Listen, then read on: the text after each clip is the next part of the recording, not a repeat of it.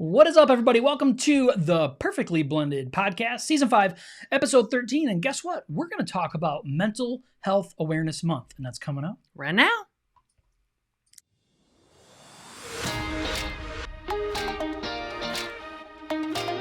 Thank you so much for joining us on the Perfectly Blended Podcast. This podcast is for blended families, for couples that want to strengthen their marriage and want a brighter future.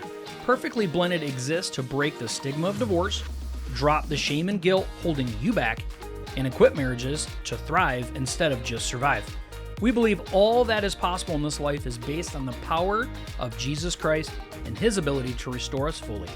Let's dive in. What is up, everybody? Welcome to today's show. We want to welcome you. I am one of your hosts, Josh, here with the always gorgeous, and look at her. You're jealous. I know. Beautiful Miss Christy. How are you, my love?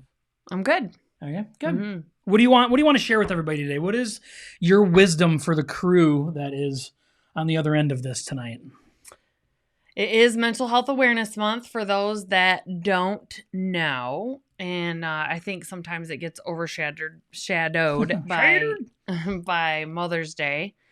And we do have to celebrate moms. We did a whole podcast on moms, about Mother's Day and stepmoms and blended families. But this is Mental Health Awareness Month, and I know some people might be asking, like, why would a step-family podcast or a marriage podcast be wanting to do a podcast on mental health? Some of you may be asking that. Some of you, it may be obvious. But to me, it's obvious because I had and have mental health issues, from trauma growing up and things that I've had to deal with in my own life, and that is something that your spouse, that has to support or deal with, not in a negative sense, but be able to know how to maneuver and work through when they're supporting or married to someone that has mental health issues. And then also there's some marriages that both people have mental health, concerns.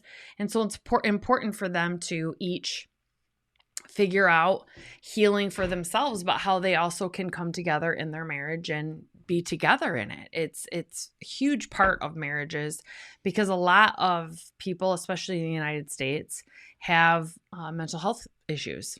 Yeah, and I think that's the thing, right? We as believers understand that we live in a world that is broken, right? We live in a fallen world. We live in a world full of sin, and we've said it before, and I'm sure you've heard it before, but, we were raised by people that were broken, and we were raising little broken people, right? Yeah. So with all this brokenness, mental health issues are going to happen. Like, it's going to happen, especially with Christy, going through, unfortunately, physical, mental, emotional, and sexual abuse all throughout her life.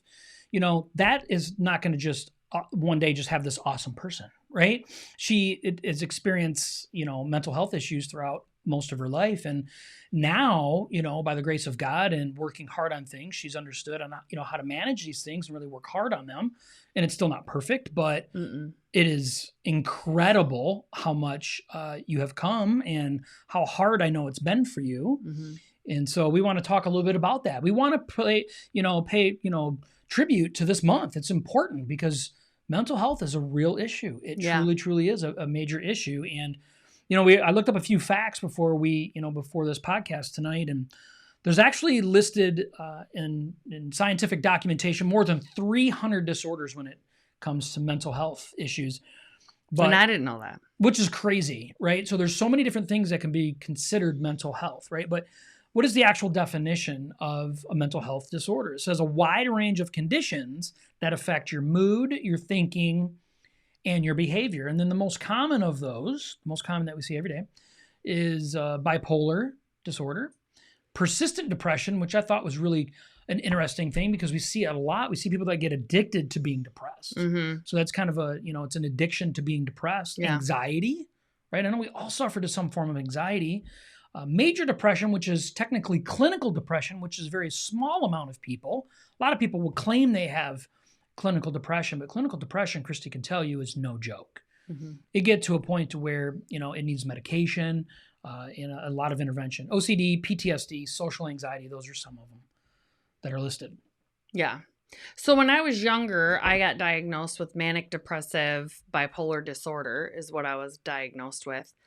And I'm sure if I went to a counselor now and spoke, I probably would have some form of anxiety and depression, which I struggle with. But I think it's important to be aware over time.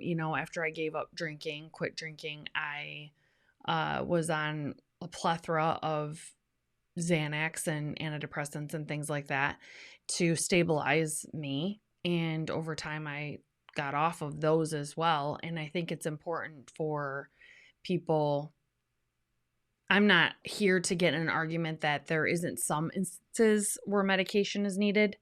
I'm not here to get into argument that sometimes there are some people out there that need medication for the entirety of the rest of their lives. But for the most part, most people probably just need medication short term to get through maybe suicidal thoughts or a trauma or PTSD, something that happened to them that they really need something to make it so they're not self-harming or committed suicide, or just so that they can get through the day. And then it should be on a rigorous plan of counseling and trying to get it to it someday. They don't have to be on medication, and diet and exercise, sun, all of that has a lot to do with it. Getting your vitamin D, taking care of yourself, and self-care. So that's what I did, is I didn't take care of myself. And then I just medicated myself. And the thing that upset me the most now looking back is there was no plan by my doctors to get me off of them. It wasn't ever discussed.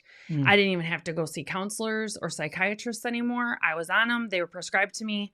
And every month I could go in and tell my doctor, I need another supply. I'm out. And they would get called in. There wasn't a plan of, are you exercising? Are you regularly seeing your counselor or psychiatrist? Are you nothing? Yeah. What are you doing to work on yourself? Nothing. It just was given to me, and then I was abusing alcohol at the time, which your doctor's not going to know that unless you tell them, right? So I think it's very important. We only get one life. You need to take care of yourself, and if you don't need mind altering drugs, if you're doing everything you can to live healthy and be healthy and pray and be in the word and be surrounded by community, do not isolate. Isolation's worse. And you're doing all those things and you still need something to, then by all means do it. But what else are you doing besides medication? So, and I didn't mean to get on that tangent, but that's something that I did for years. I didn't stop taking them until I was in my 30s. Yeah. And I'd been prescribed them starting at 18. And the thing about it is your body gets accustomed to it, and then they just change it. They just give you a different brand. They're like, oh, okay, well, your body, obviously, we can't go any higher of a dose of Zoloft. We'll switch you to Effexor, and then Effexor extended release, and then you go up dosages, and then your body's gotten accustomed to it. We'll just switch you to different one. We'll give you some Xanax too, because you can take Xanax as needed. And so it's crazy. It's a mess. Yeah, it's a mess, and that's the thing, right? So when we talk about mental health issues, a lot of the stuff that I believe that we lean on, is just not solving the problem at hand. We don't want to deal with things, so we medicate, and that helps us just forget or ignore and get rid of the pain. It's kind of like, taking painkillers instead of actually solving the problem of what's causing the pain. Yeah. Instead of doing those things, it's just easy to medicate on that. So, I think it's really important that as believers in Christ that we understand that there's a spiritual way, there's a mental way, and a physical way that we can take care of ourselves to overcome the most of it. And Christy will tell you, she shared on here many a times that she still has bouts of depression and things that come up. But when they do, she handles it accordingly. She allows it to go through its process. She doesn't fall off the deep end with it. Sometimes it goes longer than what she's comfortable with, but she understands this is just part of the process. It's not perfect. It's not going to last forever, though, and something that she's really embraced over the time. And I think that is, it seems like the time between these events gets greater and greater. Yeah. Yeah. And I do feel like everybody has a crutch that they have to carry for their life. And mine is depression and anxiety, I feel like, based off of what I dealt with, growing up and through my teens. And God would want me to use that. And if you struggle with this, God would want you to use this to be a testimony to other people that it's okay. It's you can get through it. Talk to people when you're going through it. Tell them how you're getting through it, because you can be an encouragement to someone else while you're doing it. Yeah.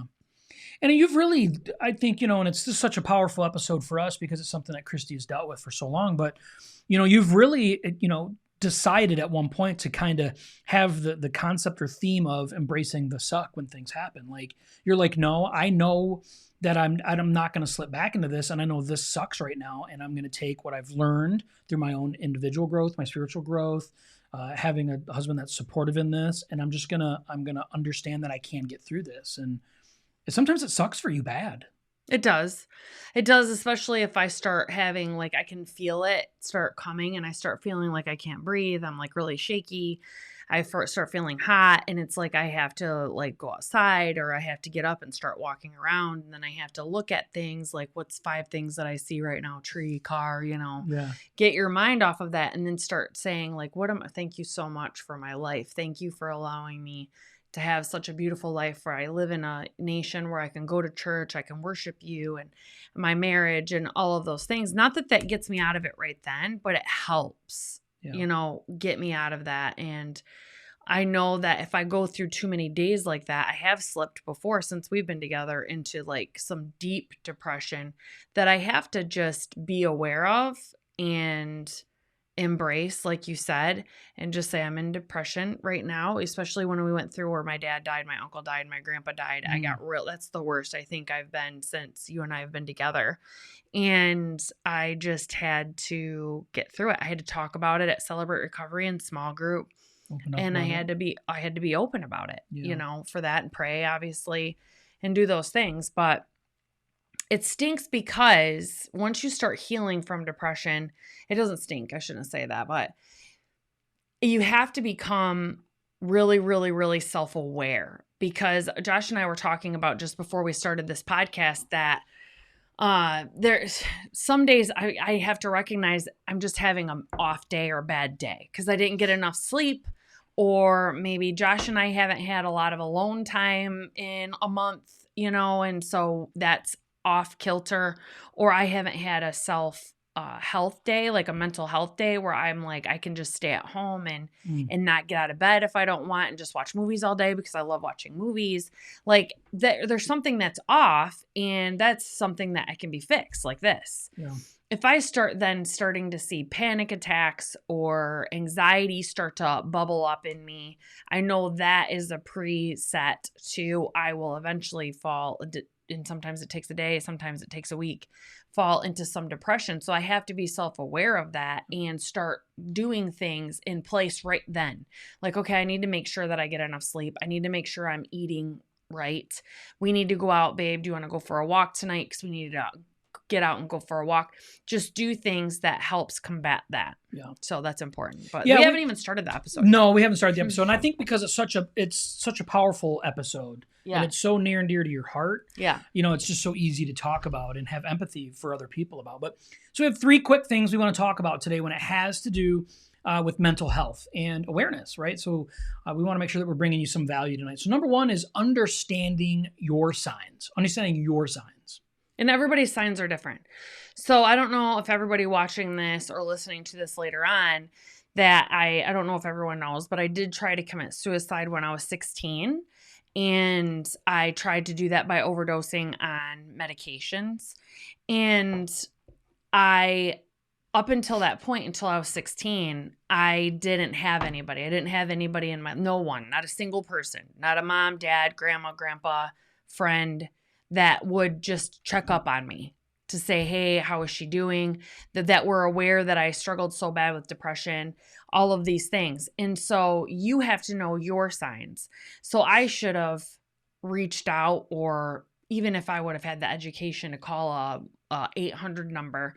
So my signs were, I really were isolating when I was around friends or something. I really had high highs. That was part of the bipolar. So I acted like super happy, super outgoing, super talkative, very loud all the time. And then when I was at home or by myself, I was just crying and I was writing dark poems about how I don't deserve to be sad I don't deserve to wallow in what happened to me, because there's people in the world that have had it so much worse. So I was trying to tell myself there are so many people in the world that had it so much worse than me.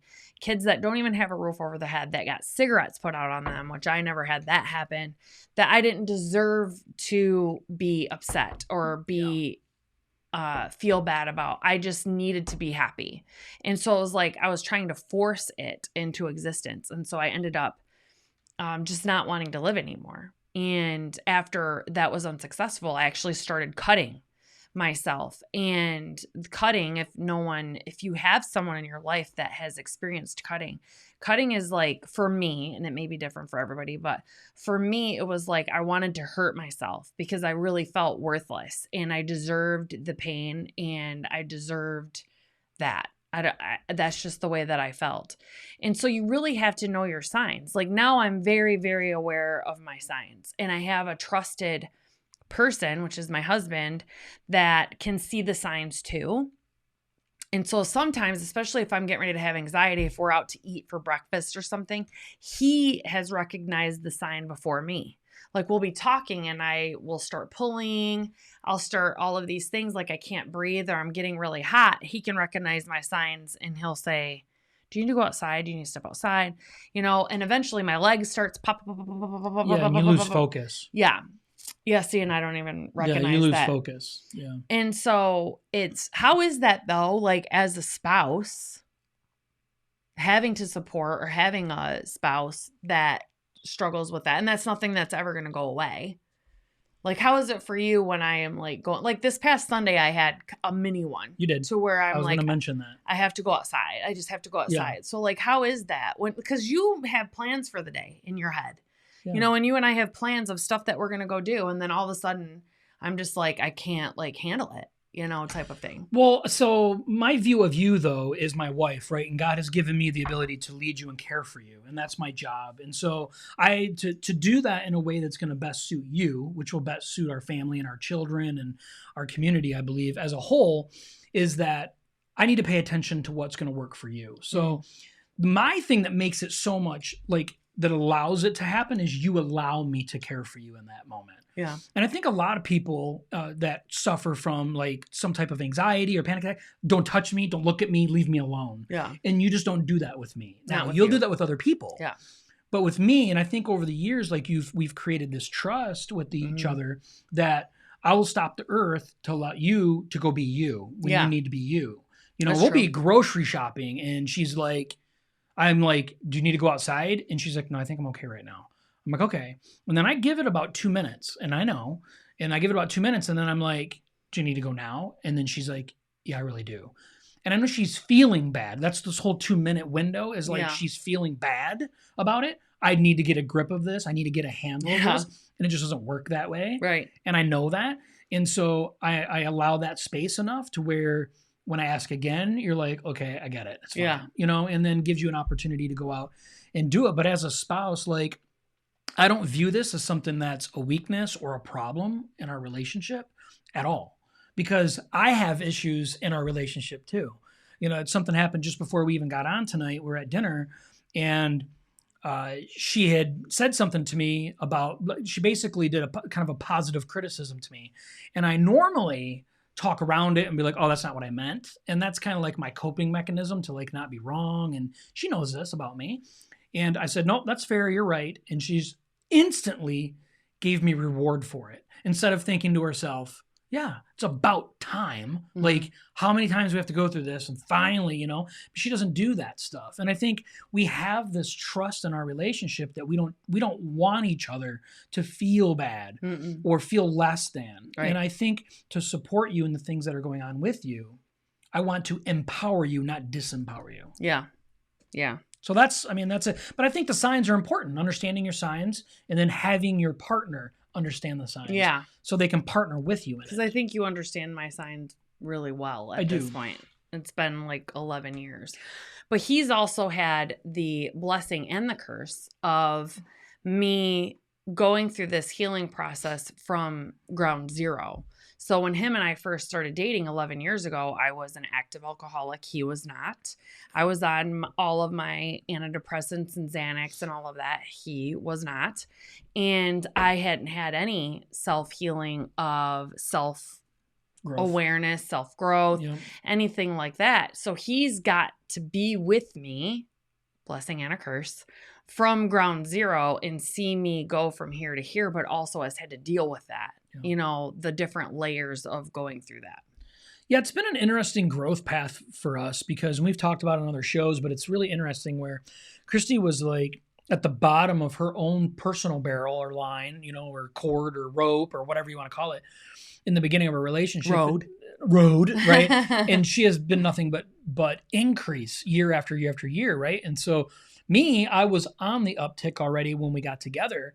And so over the years, she's seen me decrease at times. And so she's had to step up and be there for me. So it's like, it's been a blessing and a curse, but I think more of a blessing than a curse because we've learned how to take care of each other in a healthy way and not get frustrated or tired of like dealing with certain things about each other, understanding that we're both humans and sin can get the best of us sometimes.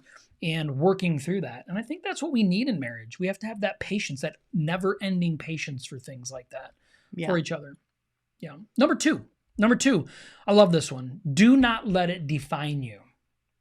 Yeah. So I used to know somebody that would be like, I am just depressed. I have like this disorder and my medication isn't working and I just need a new medication, and then they were like waiting on the medication to change them.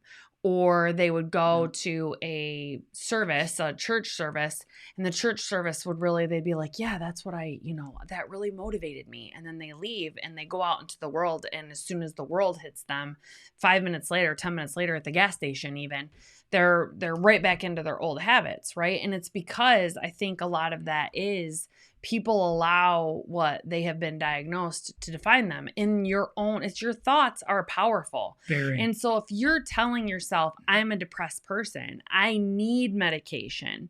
It's different than me saying I struggle with depression and I take medication to help offset that, but I am an active person. I am a healthy eater. I am these things. If you're recognizing those, it does make a difference. And a lot of people, me included, when I was at the bottom of my barrel, if someone was like, you just need to tell yourself like you're this, this, and this. And I would be like, you're an idiot is what you are. Like, that doesn't make a difference. It does. And if you listen to successful people in the world's eyes and in a self-growth eyes, all of them say your self-talk is top priority. Your self-talk in how you are gossiping or not gossiping about other people, how you're judging other people, your circle of influence around you, what you're watching, what you're listening to. Your mind is the trajectory for your life. It is all things. So at Celebrate Recovery, they say, I am a grateful believer in Jesus Christ. I am. That's what they identify with, a grateful believer in Jesus Christ. I struggle with this, or this. Yeah. And it's like a way of saying, like, I am a child of the one true King. My cross that I have to bear is mental health concerns. And I choose to pick that up and follow God as he has commanded me to in the Bible. Good. And you have to, that empower, just saying that empowers you. It makes you, put your head up and stick your chest out and say, yes, with God, all things are possible. And he knitted me together in my mother's womb. He knew all of the trials and tribulations I was going to go through in my childhood. He knew how much I was going to be just discarded and thrown to waste. But the devil tried to beat me down, but the devil lost because it took until I got into my 30s. So if you don't wait till you get into 30s, you got a massive head start. But I got into my 30s and really committed my life to God and really submitted my life to him and wanted to be a Christ follower. I haven't done everything correctly. I don't think I pushed my kids or shown my kids in that direction early enough in their life, which is a failure, as a parent. But what am I going to do about that now? I mean, the thing that's been on my head the most lately is that quote, the best time to plant a tree is 20 years ago. Well, when's the second best time? now. So that doesn't mean like, oh, I failed as a mom, I'm never going to talk to my kids about God then. Like that doesn't make any sense. But our brains and our thoughts will tell us that. And it's from our own sinful nature and the devil whispering whispers in our ear. Everything isn't from the devil, okay? So some people that want to say, it's the devil, get behind me. Some of it is your own sinful nature that you have to take control over. Yeah. Yeah, I agree. Would you say that you struggle time to time with ADHD? Yes. Do you go around telling everybody that you struggle with ADHD? And I think that's so important that we understand, like, we may struggle with things in life like we all do, but if we think we are, if someone says, oh my gosh, this report that you had was late, I know, I'm so OCD on everything, or I'm a procrastinator. Listen, you're not always a procrastinator, okay? You would never make it past a day if you were an ultimate if you have the worst of the worst. Like, we have to stop labeling ourselves and telling ourselves who we are. We need to start telling ourselves, like she said, what we say at CR, I am a believer in Jesus. I am a child of God. These are the things that I know that I am. The rest of the stuff is just character defects that I have that God can come in and take care of. Believe me, if all I ever was an alcoholic, I would be a very different person, if even here still today. And we have to understand, like, do not allow these things to define you. These mental health issues that we have may be something that you carry forever, but it does not define who you are. Yeah. And it does make a difference. Little things like, are you putting the grocery cart back, when you're done grocery shopping? Are you making your bed in the morning? And those little things actually make a huge difference in your brain. Your brain is doing tons of things right now that you're not even consciously aware of. Tons. So when you're keeping promises to yourself, like if you tell yourself, I'm setting my alarm, I'm going to get up at 5:30. If you're not getting up, you're breaking a promise to yourself every time. Your brain gets trained that your alarm goes off, I don't need to get up right now. And then it's that much harder to switch it back until you have to make up your mind that you are going to get up. It's no different than dieting. At the beginning of the day, I'm like, I'm going to be so good today. And then about 6 or 7 o'clock at night, I'm like, I really want something sweet. And then I go to bed and I'm like, oh man. Then I get up in the morning. It's like, man, I sucked. I was so good all day. And rather than just saying I'm a healthy eater, I'm a clean eater. And occasionally on New Year's Eve, if I want to have a piece of cake, I'll have a piece of cake, like once a year, or something. Yeah. But it's very, very, very important to not let your negatives define you and to figure out how to rewire your brain. And that is doing these little things. Believe it or not, willpower has an expiration date for your day. And that's why there are some super successful people that wear the same set of clothes, not the same actual pieces of clothing, but the same type of outfit every day. Sweatshirt, jeans, tennis shoes, sweatshirt, jeans, tennis shoes. Because by the end of the day, it's wasted, and you have to go to sleep. You have to, get refreshed, and one less thing you have to worry about. Right. So if you picked out your outfits the night before, you're spent for the day. You pick out your outfit. You get up in the morning. It actually would make a difference. You don't have to think about that. You just put it on. Yep. So it's just little things like that you have to realize what is defining you right now, but how are you going to rewire that if it's negative, if it's not good? How are you going to rewire that so it's good? You have to give yourself wins. You have to make your bed. You have to put your grocery cart away. You have to do these things to start telling yourself, I am good. I have good character. I show up on time. I don't procrastinate. I prepare. I'm not reactive. I'm proactive. I am a forgetful person. I used to be the person that said, I'm a forgetful person. Now I can look at you and say, I'm an extremely organized person. Does that mean anything about my memory? No, because my memory is awful. But I have put things in place to where I don't have to have that be a crutch for me.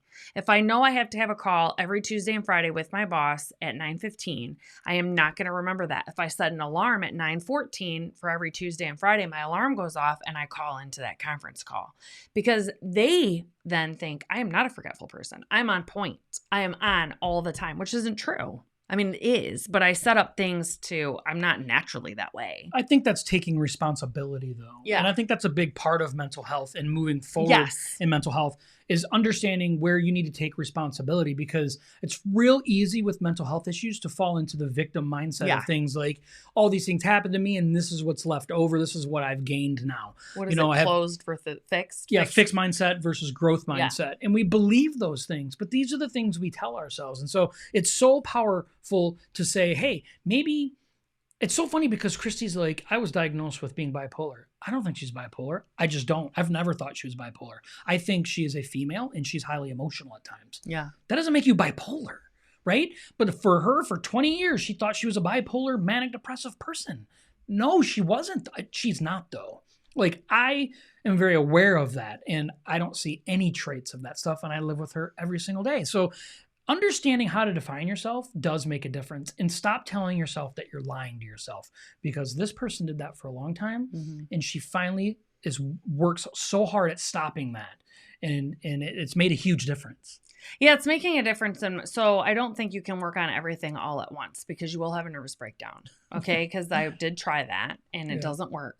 So my body image and my self-talk, as far as physically, my self-worth is still not where I would like it to be, but my self-talk about my body is, I think, a deep, deep root in there. And I've had to focus on so many other things. And I've really started looking at myself like I used to. I had to recognize, when you go in your bathroom, getting ready for a shower, in our bathroom, we have this huge long mirror, like from the 70s, all the houses had the huge long mirror with double sinks. Yep.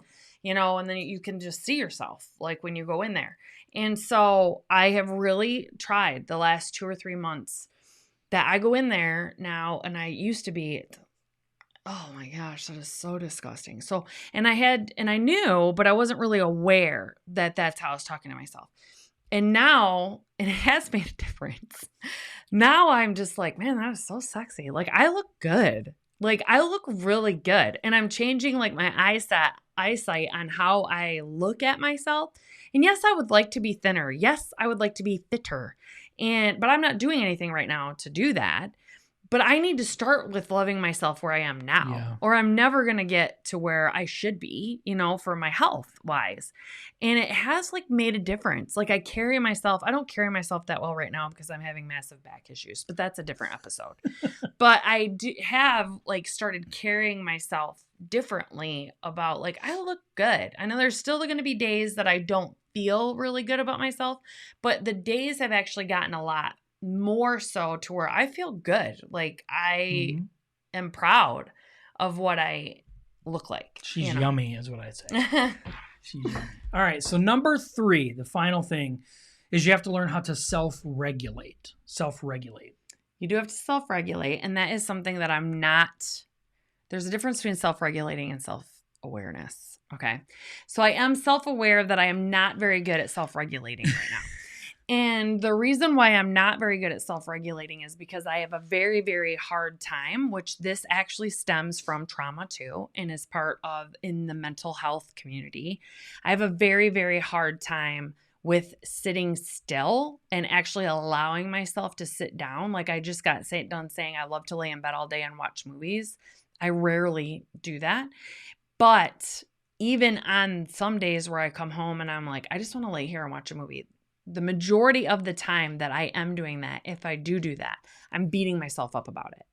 So I'm really not allowing myself mentally to recharge or to just get into the movie or to let things go and just chill. I am beating myself up. Like, there's so many things you could be doing. It's almost like checking a box is basically all you're really doing. You could be working on your business. You could be doing this. You could be doing that.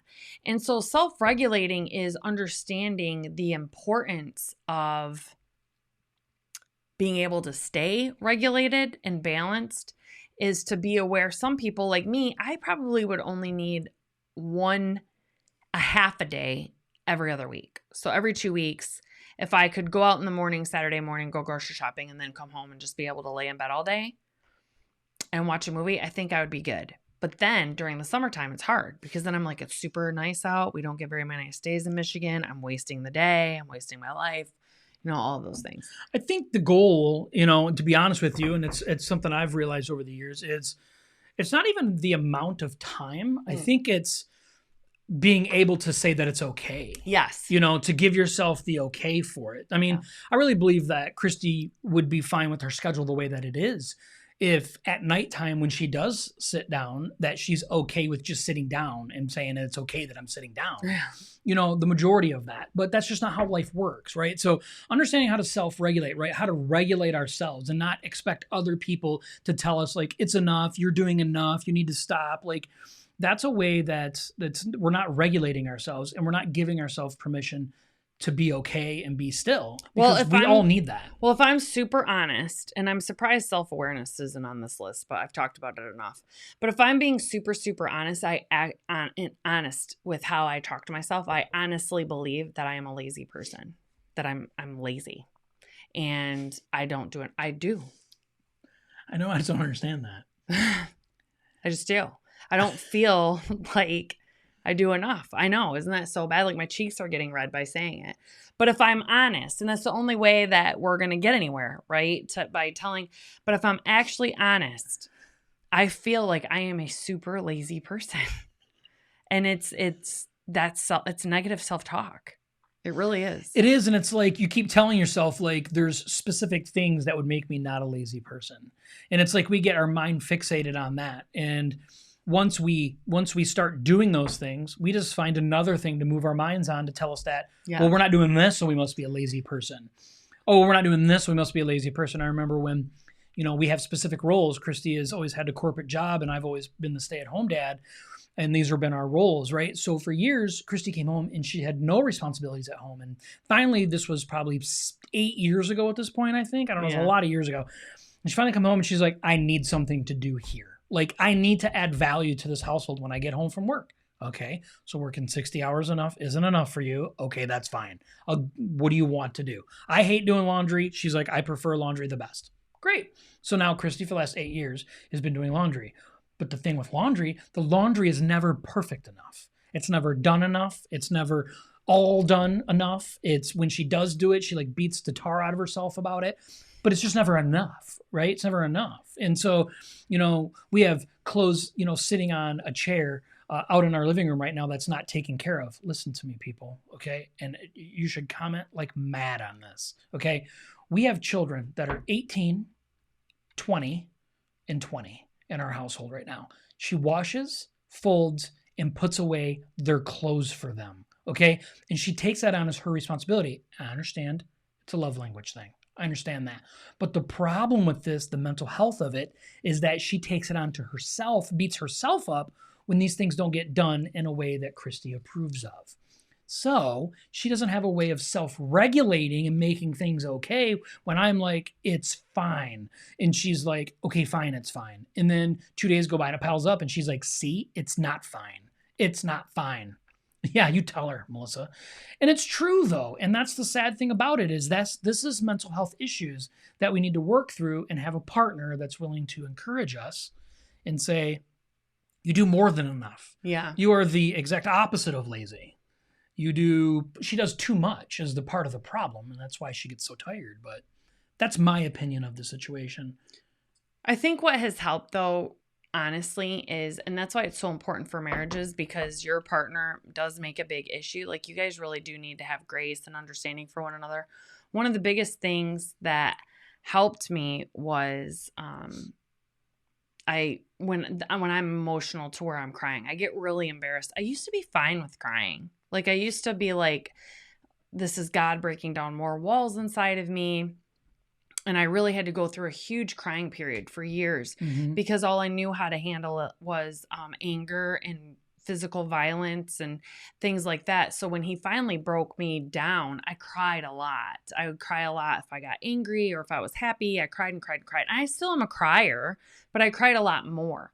And I think one of the things that really helped is when I got with him and I was having more frequent bad days, quote unquote. They weren't bad, they were growth days, but they weren't like happy jumping around days. Is I would be crying and I would tell him, I don't know why I'm crying and I just don't understand. And he would be like, why do you have to have a reason? Like, your body needs to cry right now. just cry. It's fine. And that helped me a lot because I was constantly seeking reasons.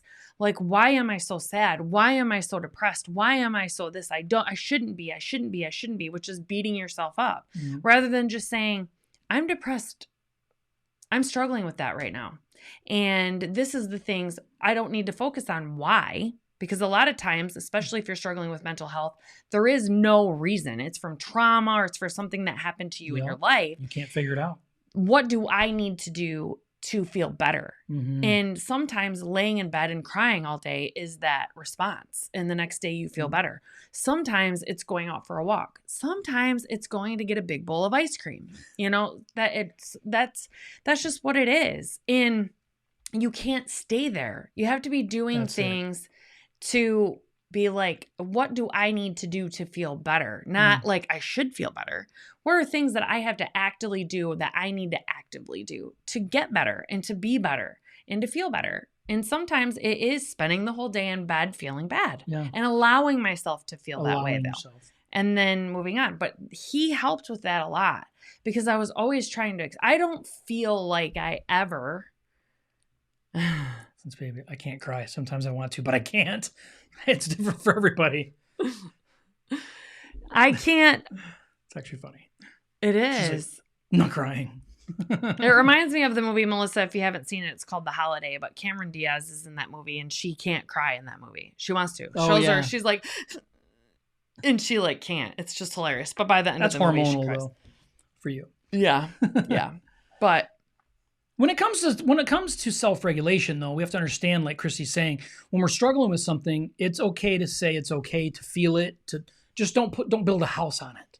Don't stay there. Don't live in it. And that's the self-regulation of depression or any other type of mental health issue that you have, or denying and pretending it's not there. Right. Like, I shouldn't feel this way. Yeah, I need to toughen up. I need to get strong. I need to toughen up. And that's a guy thing. Guys tend to do that a lot too. You're not allowing yourself to feel it. But if you look up children that were sexually abused or physically abused and things like that growing up, they learned to adapt their behavior or stuff feelings of their own to not cause any burden, swelling, or a reaction out of the people in their lives that were there to protect them. So they knew that they had to adjust or be keenly aware of what the adult in their life was feeling that day or acting that day, and they adjust accordingly.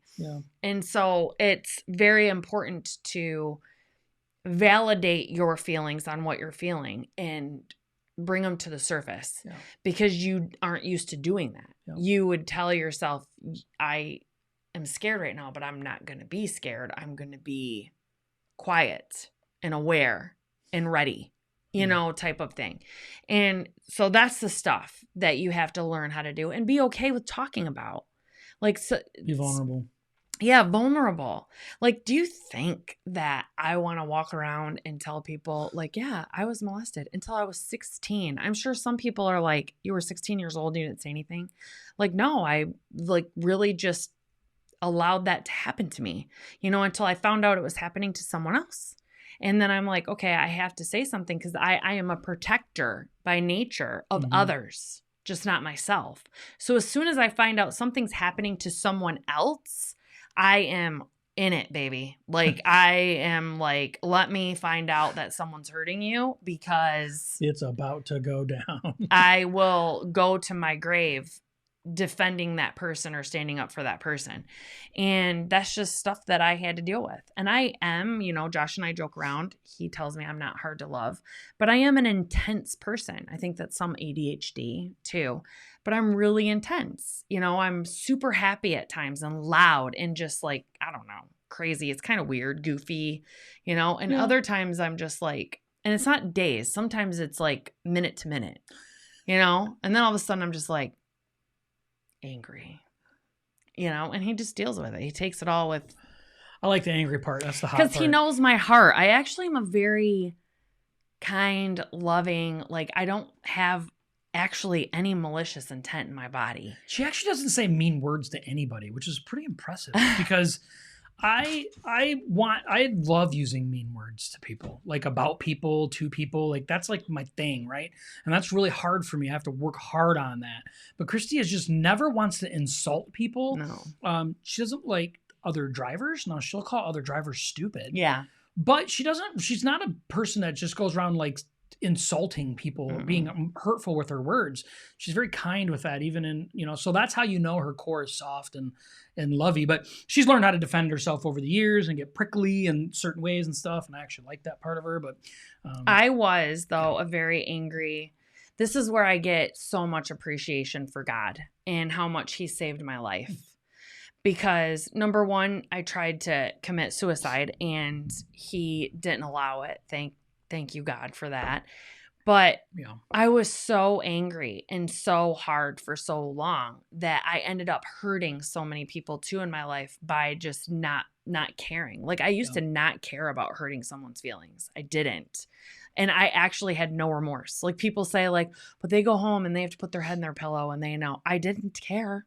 I didn't at all. Like it's just because I was a very hateful person.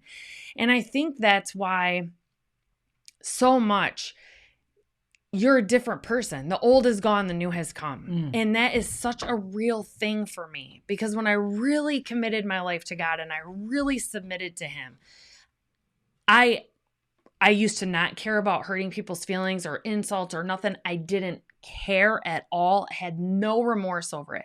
And now I'm exact opposite. I couldn't imagine saying mean things to someone. I couldn't imagine doing that. And then if I ever did or even thought it, I go to bed at night, I'm like eating myself up about it. Yeah. God has really convicted me recently to, be like, I want you to go through days without thinking a bad thought about someone. And I don't think bad thoughts like cutting someone down from their like physical appearance or something, but I think something like, how could they not care about the team or about how they aren't living up to their responsibilities? How can they not care? That's weak, and all this stuff. Like he's like, don't think a negative thought about a person. Yeah. Like spend your time focusing on you and how you can be a testimony for me and don't waste any more time. Yeah. Melissa says, I remember the other you. God's answered so many prayers. Yeah, she would remember the old you. Yeah. For sure. Yeah, and we have some friends that we occasionally see, and they're like the last remaining friends that I had for quite a while in my old life and now have been involved in my new life. And they talk about it every time we get around them now. Yeah. Every single time.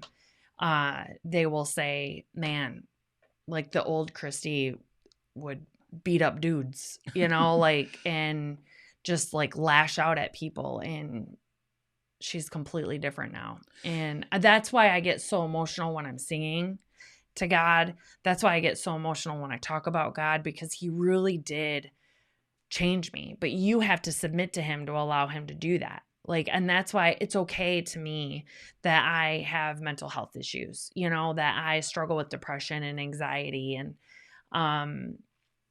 I am not ashamed of them as much because it's life, Yeah, your sister's so sweet. And tried to be tougher at the bullies. Yeah. Christina said, God has answered so many prayers in my life and continues to bless me through my hardships. That's the blessing when I get goosebumps.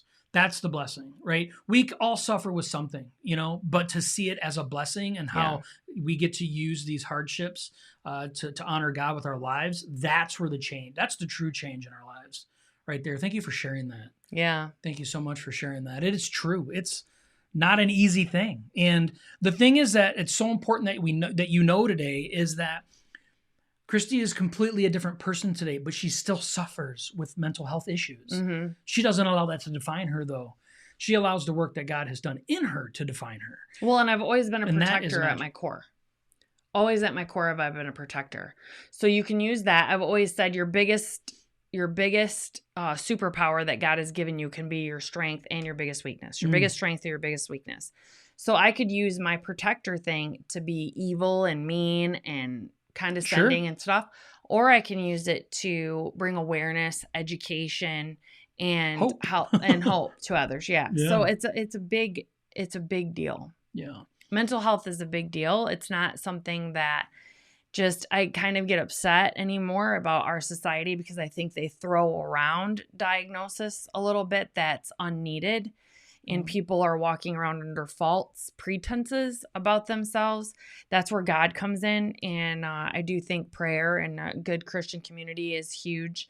But you really need to know these things. You need to understand your signs. You need to understand that, especially if you're a female too, you are naturally just more emotional person.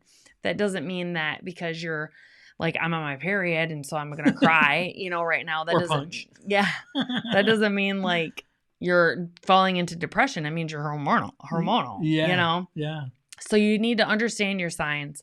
Don't let it define you. Let Christ define you, and learn how to self-regulate or have a mental health day, to where you can prevent it and have it. Like Josh was saying, the times that I struggle with these things are so much fewer and farther in between, which is true. It is. I had a little mini episode this past Sunday, and it comes out of the blue, and I don't spend too much time now. My initial thing when we were standing in the church was like, why am I feeling this way? Why? I don't have a reason. Yeah. But it was just a few seconds, and as soon as he walked up to me, I'm like, I need to go outside. No, I think I was walking outside. You were walking back out as I was coming in. Yeah. And so he's like, what's going on? He doesn't ask me. Then he's like, I'm like, I just need to come outside. He's like, okay. And he stands there and he talks to me. And I allowed myself to look around and look at the sun. And we don't live in the why. We just live in the what can we do in the moment. We stop asking why. Yeah. The why doesn't matter. Yeah, it doesn't. The why doesn't matter. I think so many people that suffer with mental health is constantly asking themselves why. And the problem is you'll never get a reason that's satisfying. Yeah. It'll just alert you with another why. And so one of the girls that I counseled has said what helped her a lot, because she's been struggling with sexual abuse that has happened to her as a child for a long time. And I said, I think too much time is spent on talking about the sexual abuse and wanting to dissect it and think about that person and everything else, rather than just saying, I was sexually abused. These things happened to me. It shouldn't have happened to me. It was wrong.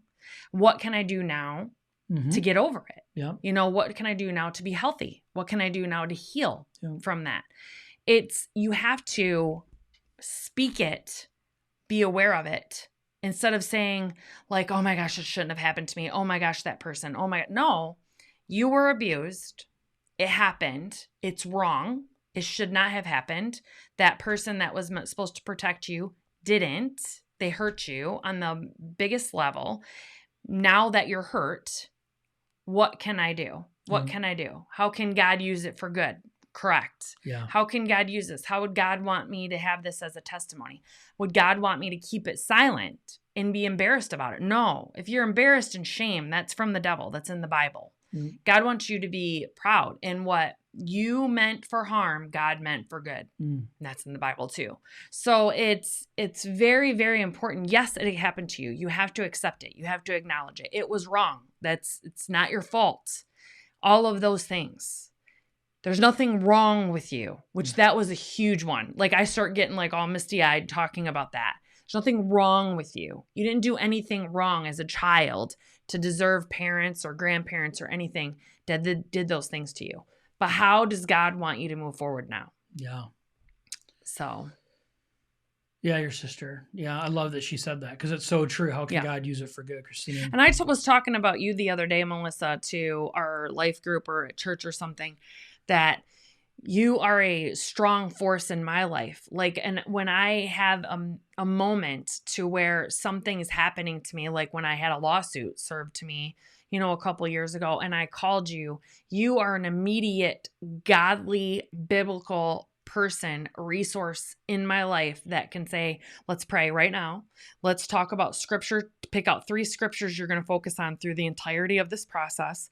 You're always going to go back to these three verses, and it's powerful things. I still have a screenshot of those 3 verses that I text to you in my phone, because I never want to forget those verses ever. Those verses got me through, and it's very, very good, wise counsel. And it's very important to have those people in your life. It is. And, simply without reading everything that Christina said, I would, encourage anybody to go back and read it. But at the very last sentence, I love it. It says, live life in their glory. And we have to remember, you're right. This whole thing, what she said, is just really wonderful. And the thing is, you're right. We have to trust in God in our lives. We've all created, this is a sinful world that we live in. We need to trust in God to bring the healing, God to bring the direction, God to bring people within our lives that we can trust in, believe in, and lean on, and not think to ourselves that we have to deal with all of this stuff alone. We all have baggage and things that's happened and stuff we have to deal with, no matter what. And, in your marriage, work on being that person for your spouse, even if your spouse isn't that person for you today. Be that support for your spouse, because I can guarantee you, eventually, your spouse will then grow strong enough to be that for you. And mental health is not anything to be taken lightly, but as Christy is being a testimony for this, she is somebody that's been diagnosed her whole adult life, and she's not on medication anymore, and she doesn't suffer in the way that she used to by maybe 1/100th of what she used to. And that is not by accident. That's with intentionality, responsibility. That's with the Spirit of God in her life. That's with support. That's with vulnerability on her behalf. It's all of these things that we have to be willing to do to allow God to really work hard in our lives in these areas. You're not disabled from this. You have to allow God to work through these things with you. Well, and if you guys haven't heard of, I think her name or singing name was Nightbird or something like that. But she is a Christian. She was on the X Factor. She had cancer, and she passed away recently. And she posted a lot of YouTube videos. She became kind of mini famous, from her. But she said a quote while she was at her X Factor audition that said, they said, while you're here, she was actively had cancer all over her body. Yeah. And she said, you cannot wait for life to not be hard before you decide to be happy.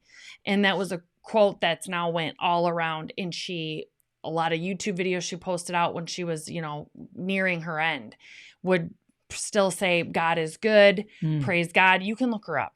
And she was a light. And we won't understand why God chose to let her go so early. We won't know, but I do know that she's making a huge impact. She made an impact on me just from that quote. Yeah. I just was thinking about that quote randomly yesterday or today. Like, you can't wait about my back pain. I'm like, I can't wait for life to stop being hard before I decide to be happy. I need to be happy. I need to choose to be happy. God has me here for a reason, and if I had to be in pain for the rest of my life, that's what he's called me to do.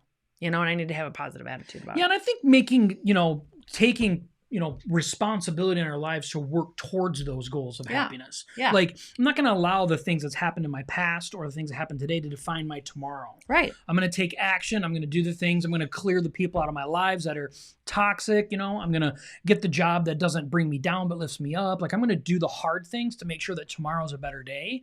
And that's part of what is going to make your mental health better tomorrow. It's not an overnight process. Like, this is something that she's been working on for a decade, to get better. Yeah. And at times, sometimes she feels like it's a losing battle. And other times she's like, I know that God's winning in this arena with my life. I know it. And so, we just want to encourage you, like, this is Mental Health Awareness Month.